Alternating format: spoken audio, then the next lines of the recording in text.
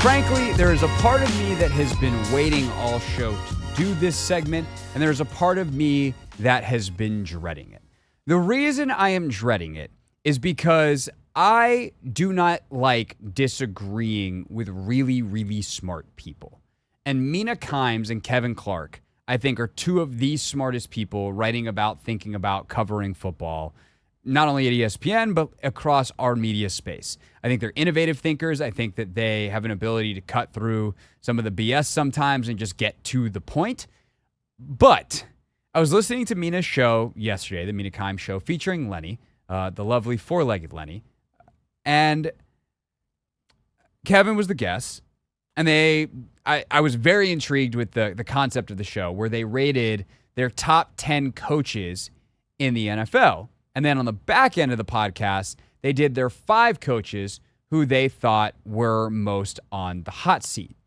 And as they talked about Nick Sirianni, they veered into discussing the NFC East and somehow wound up here.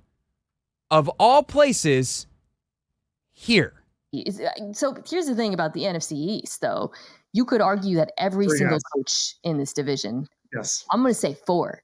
Because I completely agree. Yes. Dan Quinn did not make my top 5, but he could. If there is one coaching hire this year who might be the one and done, it would be him. I do not believe he was their first choice. I also what gave that away? I'm very nervous about the situation that Jaden Daniels is walking into behind that offensive line. And if it looks bad, to me, new ownership, I could see him getting the axe.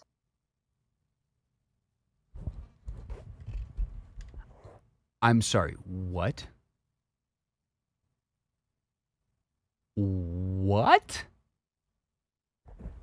If it goes poorly, Dan Quinn could get the axe? He's pre-fired? We got to break this down.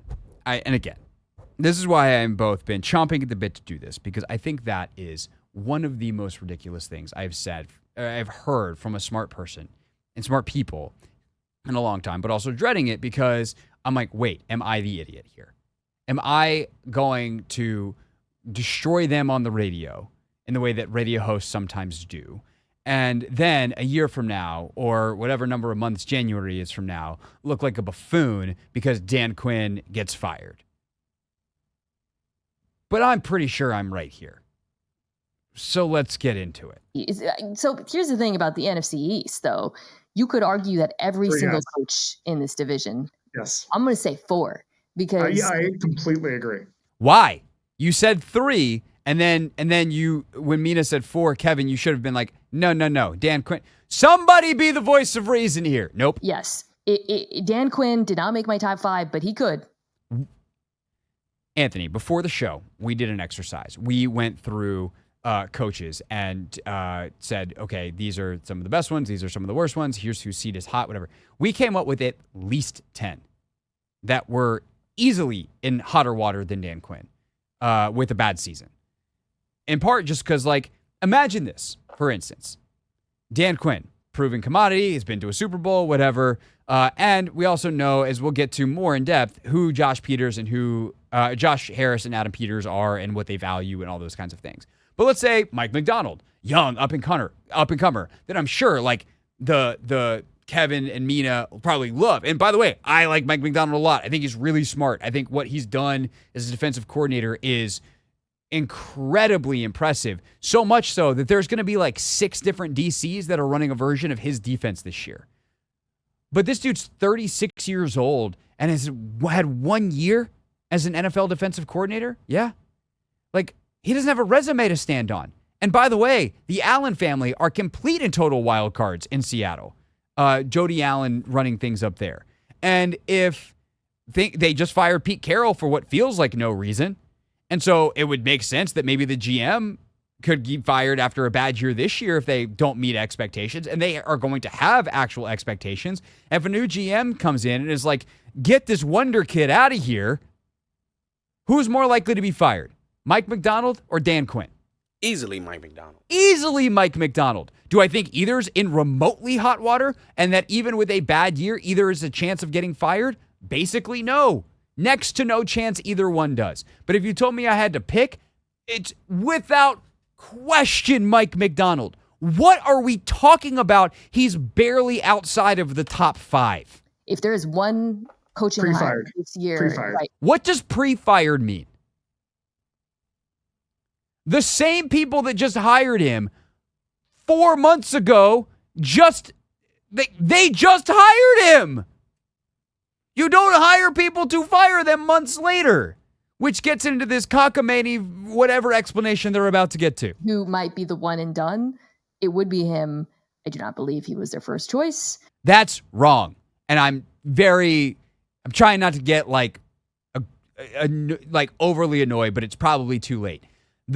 How many times does like John Keim, who knows more about this than everybody else, need to tell you that when you get through the first round of interviews, Dan Quinn was at the top of their list? My guess from not talking to anybody but listening to as much of the actual experts, the actual people that know stuff in terms of on this beat, who covered this day in and day out, lived it day in, day out, is that coming out of the first round of interviews, their first choices were to talk to, yes, Ben Johnson again, but that didn't go nearly as well as they thought, which is why Ben Johnson ultimately pulled out, because he probably knew he wasn't getting the job, and he didn't earn the job with how he interviewed. But it was Dan Quinn and Raheem Morris, I think, were two of the guys that really stood out to them. Ra eventually gets on the horn and is like, yo, Atlanta's offering me. You can offer me too, and I'll consider. And they were like, no, we're going through our process. Good luck in Atlanta. At best, we wish you the best. Obviously, Adam and Raheem have known each other. They kind of come up through that Shanahan-y type of tree, Shanahan-McVay, whatever. Go ahead, do your thing, man. Congratulations. Ra goes to Atlanta. I think Quinn was their number one choice, even though he wound up being last in the process. There's a lot of reasons why Adam Peters specifically, and the way Adam Peters, and by the way, Josh Harris, think about sports, think about football, think about building businesses, building teams, that Dan Quinn was the right guy for the job. And I think if you've been paying attention here in D.C., you'd see that. So this idea that he wasn't their number one choice, when? In November, before Peters was hired? In January, the day after, when everyone thought Ben Johnson would interview amazingly and run away with the job? Or when they actually went through the process? Drives me nuts. I also what gave that away? I'm very nervous about the situation that Jaden Daniels is walking into behind that offensive line. Again, the offensive line is A, not the same as last year. B, was not as bad as they looked last year because Eric Bieniemy ran drop back pass at a higher percentage with a quarterback who has a sack issue than any other team in the league. Cliff Kingsbury's not doing that. So I get it. That is the most valid criticism in this, but to think that that could lead to Dan Quinn getting fired is insane. And if it looks bad, to me, new ownership, I could see him getting the axe. This is where I try to have some level of grace because, again, Mina is brilliantly smart. Mina knows more about football writ large. And maybe at this point has forgotten more than I would know. I'm someone who has spent a lot of time studying it, spent a lot of time around it. I was a beat reporter, the whole deal. Mina spends every day watching tape, reading, has access to incredible resources at ESPN. She's brilliantly smart. And she also, as a national analyst, has to cover the entire league, which it's something I wanted to do when I was growing up and still, on some level, would love to one day reach that pinnacle of career goal in our business. But it's hard. There's just no way to know every team in the detail that, I do locally, covering it every day. It's impossible. But to say this is new ownership and maybe, I don't know, maybe her timelines are off. Josh Harris hired Dan Quinn / hired Adam Peters, who hired Dan Quinn. Josh Harris was in on this process. It's his coach. It's not a new ownership situation. That was last year. Why Ron Rivera didn't stand a chance. And the reason I think this bothers me so much is because I'm tired of the same old Washington stuff when this is not the same old Washington. This is a grown-up organization that is doing things the way that it's supposed to be done. And this, by the way, is an ownership group that gives you, as an NFL team, the single biggest competitive advantage outside of an elite franchise quarterback in the sport, which is long-term thinking. This is not a reactionary ownership group. And by the way, the reason that we know this to be true and is not just lip service is because they didn't fire the last guy until after the season. They let Ron Rivera finish out the year. And you think they're going to fire Dan Quinn, who they just hired after one, even if he has a bad year? What are we talking about? I just, if this was like, yeah, I'll do it. If this was Stephen A. Smith, I wouldn't do this segment. Because sometimes you just got to say stuff to fill the air. And plus, we all know that I wouldn't do this segment about the Commanders anyway because I only talk about the Cowboys. But to hear smart people who know stuff say something so incredibly wildly out of pocket, and by the way, do it flippantly about someone's job, which also irritates me, just blew my mind. And I felt like a crazy person listening to this until, Anthony, I talked to you and I talked to our boss about it and told you guys what they said. And you guys, I wish I had video of your face and CK's face, because when I told y'all, / for you, when you heard the actual audio, y'all made the exact same face. Huh? Yeah, I couldn't really believe that they really believe he has a top 5 or, inside the top 10 hot seat in the NFL. And again, like, as you mentioned, like, we went through several teams. We mentioned the Bears. We mentioned the Jaguars. We mentioned some of the other teams that are in, their first year with a new head coach, and they have higher expectations than us. We don't have all the expectations that some of these other teams have. So I don't know how they expect this seat to be so hot. And also just what Adam Peters has done, like, he already knows, like, this is a multi-year kind of situation that he's dealing with right now. 100%. It's going to take years. It's not going to work in 1 year. And they hired Dan Quinn because he's the right guy to lead the organization right now. And if you want to say he's pre-fired in 7 years when they're good, or even in 4 years when they're good, if they fall short in the playoffs, fine. That's very different than this year. By the way, if you want to doubt Dan Quinn based off of what he did in Atlanta, like, there's evidence to support that. There's also evidence to say, hey, you know what's really hard? Being up in the Super Bowl 28-3. Yeah. And how different is it if they just close out that game? Right? Yeah. And so it's mind-blowing. But like, somehow, Anthony, the argument got even worse. The argument got even worse. Not just, hey, they're going to suck and Dan Quinn's a terrible coach. And like, again, none of the people first stuff, none of the stuff. Like, I imagine Adam Peters would listen to this, laugh his ass off and be like, what a bunch of idiots. Which is, I'm trying to be nicer than that because I really think, again, Mina and Kevin are really smart. But then Kevin said this. Well, so the other thing about Dan Quinn is if he's going to be a victim of his own success if Jaden Daniels looks good, because people are going to want that job in a way they didn't want it 3 months ago. There were people calling Adam Peters saying, just so you know, it might be available this year. So they're going to fire the guy who leads your franchise quarterback to success because he leads him to success? Make it make sense. Yeah, that doesn't make a lot of sense. And also, I think saying it doesn't make a lot of sense is giving it too much credit, and it doesn't make any sense. I think based off like the comments, they will also assume that, Josh Harris is this impulsive guy that, doesn't necessarily trust the process. When we look back at what he did with the 76ers, right. when he didn't what, Anthony? Trust the process? Exactly. Oh, you mean the process? Exactly. The process guy is going to fire a head coach after one bad year?